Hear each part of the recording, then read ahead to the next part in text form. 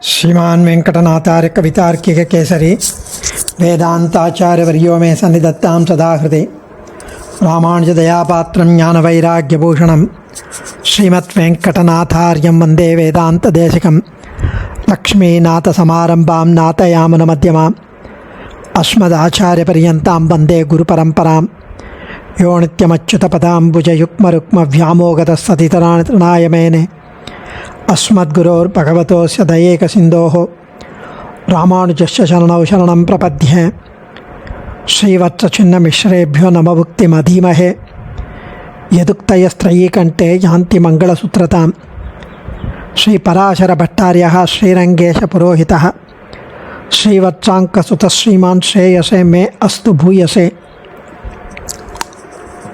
श्रीपराशरभट्टरुடைய ஸ்ரீ ரங்கராஜஸ்தவம் உத்தர சதகம் அனுபவிக்க ஆரம்பித்திருக்கிறோம். நேற்றைய தினம் முதல் ஸ்லோகம் அனுபவித்தோம்.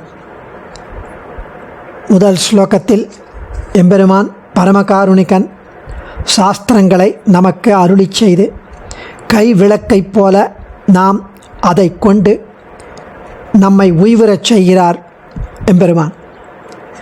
அந்த கைவிளக்கை இருட்டு வழியில் நமக்கு அதுதானே துணை. அதுபோல இந்த சம்சாரமாகிற கும்மிருட்டு இது இருள் தருமா ஞாலம். ஸ்ரீவைகுண்டம் தெளிவு சிம்பு திருநாடு. பகல் கண்டேன் நாரணனை கண்டேன்னு ஆழ்வார் தெரிவித்த மாதிரி அங்கே தான் பகல், இங்கு இரவு. சதாச்சாரியன் பக்கலிலே நம்ம போய் சேர்ந்தோம்னா அதுதான் நல்விடிவு. அதுக்கு முன்னாடி எல்லாம் காலராத்திரின்னு சுவாமி தேசிகன் தெரிவிக்கிறார். ஸோ இந்த கைவிளக்கை சஞ்சல புத்தியுடைய சில அவிவேகிகள், விவேகம் இல்லாதவர்கள் அந்த திருவிளக்கில் தீயிலேயே விட்டில் பூச்சிகளைப் போல விழுந்து அழிந்து விடுகிறார்கள்.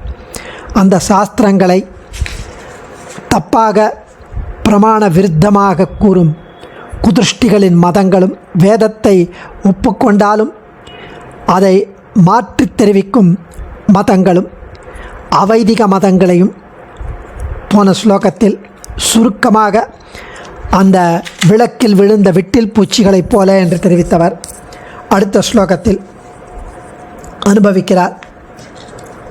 யா வேத பாஹ்யாக ஸ்மிருதயோர்ஹதாதேஹே வேதேஷு யா காச்ச குதிருஷ்டயஸ்தாக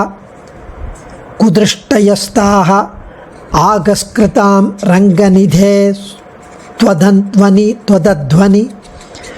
अन्तःकरण्यस्मृतवान् मनुस्तत् या वेदबाह्याः स्मृतयोर्हदादेः वेदेषु या काश्च कुदृष्टयस्ताः आगस्कृतां रङ्गनिधे त्वदध्वनि अन्तःकरण्यस्मृतवान् मनुस्तत् யா வேத பாஹ்யாக. அதாவது ஸ்ரீ ரங்கநாதா மனு போன்ற மகரிஷிகள் பின்வருமாறு கூறியுள்ளார்கள். சார்வாகன் முதலானோர்களுடைய மதங்களும் கபிலர் கானாதர் அவர்களுடைய மதங்களும் உலகில் பறந்திருக்கின்றனவே, அப்படின்னா அவையெல்லாம் பயனற்றவை என்கிறார். மனுஸ்மிருதி 12வது அத்தியாயத்திலே வேதத்தை கொண்டே பரபிரம்ம ஞானத்தை பெற வேண்டும் என்று அருளியுள்ளார். வேதம் எந்த விதத்திலும் பிரமாணம் அல்ல என்று ஒதுக்குகிற ஜைனர், பௌத்தர், சார்வாகன் முதலானோர்கள் வேத பாஹ்யர், வேதத்துக்கு புறம்பானவர் என்று கருதப்படுவர். வேதம் பிரமாணம் என்று ஒத்துக்கொண்ட போதிலும் தாழ்ந்த நீச்ச புத்தியாலே விபரீதமான அர்த்தங்களை வேதப்பொருளாக கூறுகின்ற கபிலர், கானாதர் முதலியோர் குதிருஷ்டிகள் எனப்படுவர். ஆக இவர்களுடைய மதங்கள் எல்லாம் ஏற்கத்தக்கவை அல்ல என்ற அர்த்தத்தை மனுவும் கூறியுள்ளனர். மனு மகரிஷி எதை சொன்னாரோ அது நல்வாழ்வுக்கு மருந்தாகும். மனு சொன்னதற்கு எதிரானது கொள்ளத்தக்கதல்ல என்று இங்கே கூறப்பட்டுள்ளது. எனவே இவையெல்லாம் தமோகுணம் படைத்த வர்க்கமே ஒழிய, கூட்டமே ஒழிய, உன்னை பெரும் வழியாகிய வைதிக மார்க்கத்திலே செல்பவர்களுக்கு ஏற்கத்தக்கவை அல்ல என்று மனு தெளிவாக கூறியுள்ளார் என்கிறார் ஸ்ரீ பராசர பட்டர் இந்த ஸ்லோகத்தில். திருவரங்கனே, வேதங்களை ஒதுக்கித் தள்ளும் சில ஸ்மிருதிகள் உள்ளன. இதை வேத பாஹ்யர்கள் எனப்படும் ஜைனர்கள் கூறும் கருத்துகள், அவர்களுடைய ஸ்மிருதிகள். வேதங்களுக்கு விபரீதமான பொருள் கூறுகின்ற சில ஸ்மிருதிகளும் உள்ளன.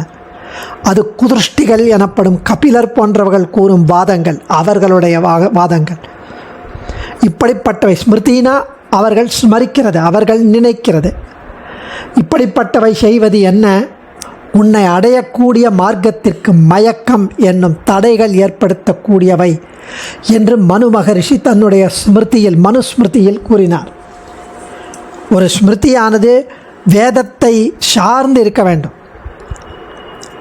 ஸோ யா வேத பாஹ்யா ஸ்மிருதயோர்ஹதாதேஹே வேதேஷு யா காஷ்ச குதுஷ்டயஸ்தாः ஆகஸ்கிருதாம் ரங்கநிதே த்வதத்வனி அந்தఃகரண்ய ஸ்மிருதவான் மனுஸ்தத். ரங்கநிதே, ரங்கநிதி என்கிறார். திருவரங்கத்தில் எழுந்தருள் இருக்கும் செல்வமே, எம்முடைய செல்வமே, மமகுலநாதம், மமகுலதனம், மமகுல தெய்வத்தம், மம மாதரம், மம பிதரம். இப்படி திருவரங்கத்திலே எழுந்தருள் இருக்கும் செல்வமே. அர்ஹத் ஜைனர்,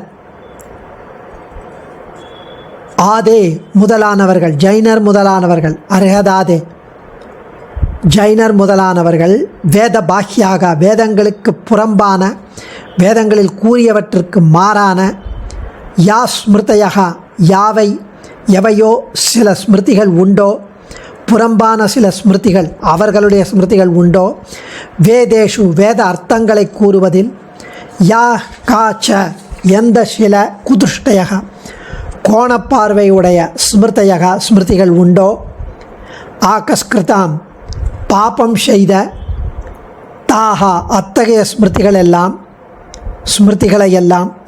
ஆகஸ்கிருதாம் பாபம் செய்த வேத பாக்கியர்களின், தாகா அத்தகைய ஸ்மிருதிகளையெல்லாம், த்வத் அத்வனி உன்னை அடையும் வழியான வைதீக மார்க்கத்தில், வைதீக உன்னை அடைய ஒரு பாத், அந்த வைதீக மார்க்கத்தில்,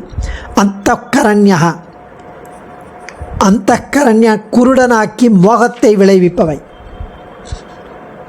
அந்தக்கரண்யான குருடனாக்கி, அந்த வைதிக மார்க்கத்தில் அவர்களை குருடனாக்கி மோகத்தை விளைவிப்பவை என்கிற தத் இந்த விஷயத்தை மனு மகரிஷியானவர் ஸ்மிருதவான் தன்னுடைய ஸ்மிருதியில், மனுஸ்மிருதியில் காட்டியுள்ளார்.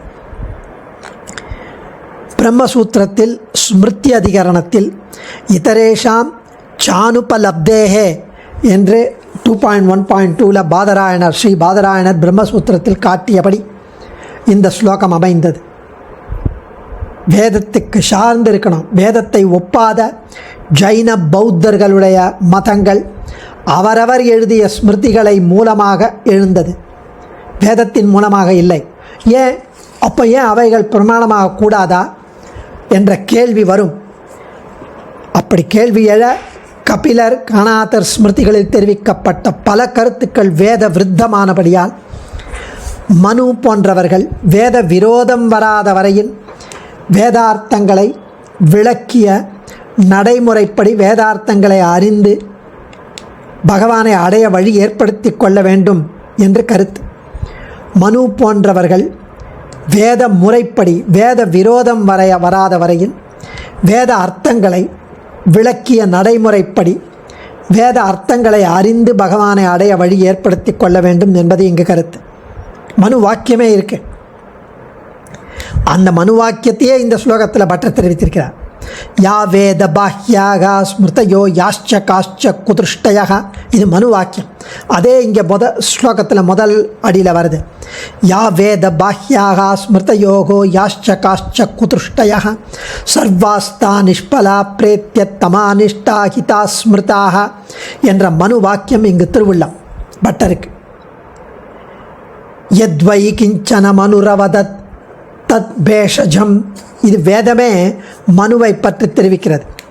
யத்வை கிஞ்சன மனுரவதத் தத் பேஷஜம், அதாவது மனு கூறியதை வாழ்நாள் முழுவதும் பயன்படுத்தும் பேஷஜம், மருந்தாக கொள்ளும்படி வேதமே கூறுகிறது. மனு கூறுவதை வாழ்நாள் முழுவதும் பயன்படுத்தும் மருந்தாக கொள்ளும்படி வேதமே தெரிவிக்கிறது.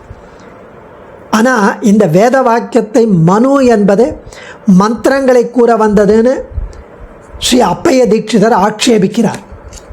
பூர்வோத்தர பாகங்களை எடுத்து ஆட்சேபித்தார். ஏன்னா அவர் அத்வைத்தியன். அதை பாப பிரகாஷிகையில் ஸ்ரீ உபனிஷத் பாஷ்யக்காரர் விரிவாக பிரமாணங்களை காட்டி மறுத்துள்ளார். அதனால் இது மனுஸ்மிருதியைத்தான் கூறுகிறது. மனு கூறியதைத்தான் வாழ்நாள் முழுவதும் பயன்படுத்தும் மருந்தாக கொள்ளும்படி வேதமே கூறுகிறது. மன்வர்த்த விபரிதா தூயா ஸ்மிருதி ஷானசஸ்யதே என்றபடியால் மனுஸ்மிருதியில் கூறியதே சிறந்தது. புண்ணியம் பண்ணினவர்கள் த்ரயி எனப்பட்ட ரிக் சாம யஜுர் என்ற வேதோக்த மார்க்கத்தை அடைந்தனர். மற்றவர்கள் புண்ணியம் பண்ணாதவர்கள் பாபிஷ்டர்கள் வேத பாஹ்ய மதத்தில் விழுந்து அழிந்தனர். இதை ஸ்ரீ வைகுண்டஸ்தவத்தில் சுவாமி ஸ்ரீ குரத்தாழ்வான் 12வது ஸ்லோகத்தில் தெரிவிக்கிறார். தத்ரத்ரயீம் சுக்ருதின கிருத்தினோ திஜக்முஹு பாஹ்யேஷு பாஹ்யசரிதைஹி இதரைர் நிபேதே. தத்ரத்ரயீம் சுக்ருதின கிருத்தினோ திஜக்முஹு பாஹ்யேஷு பாஹ்யசரிதைஹி இதரைர் நிபேதே. எம்பெருமானே, நீ உலகில் உள்ள அத்தனை மக்களுக்கும் வைத்த மாநிதி, ஆனால் மறைந்து நிற்கும் நிதி. பாக்கியம் செய்தவர்களுக்குத்தான் நீ விஷயமாகிறாய், அடையப்படுகிறாய். மற்றவர்களுக்கோ கஷ்டப்பட்டு கூட அடைய முடியாதவர்கள்.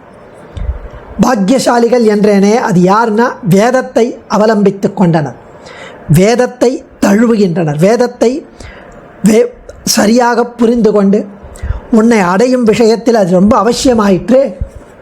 மற்றவர்கள் அவைதிகர்கள் வேதத்திற்கு புறம்பான புற ஆகமங்கள் பலவற்றில் விழுந்து போயினர். நிதியை வைத்து கொண்டிருக்கும் அதை பெற முடியாமல் போய்விட்டது இந்த பாக்கியஹீனர்களுக்கு. நிதி இருந்தாலும் அதை பெற முடியவில்லை. இப்படி ரொம்ப ஆச்சரியமாக தெரிவிக்கிறார். எம்பெருமான் ஒரு நிதி. ஒவ்வொருவருடைய வீட்டிலும் பூமிக்கு அடியில் தெரியாமல் வைத்த மாநிதி. வேதத்தை அவலம்பித்த பாக்கியசாலிகள் இந்த நிதியை பெறுவர், நன்மைகளை எய்துவர்.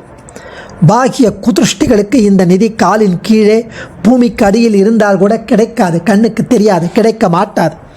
அவர்கள் பாக்கிய ஆகமங்களில் விழுந்து பாழாக போகிறார்கள் என்று அனுதாபப்படுகிறார் சுவாமி. அடியேன் ஆச்சாரியன் திருவடிகளே சரணம். கவிதார்க்கிக சிம்ஹாய கல்யாண குணசாலினே ஸ்ரீமதே வெங்கடேஷாய வேதாந்த குரவே நமः.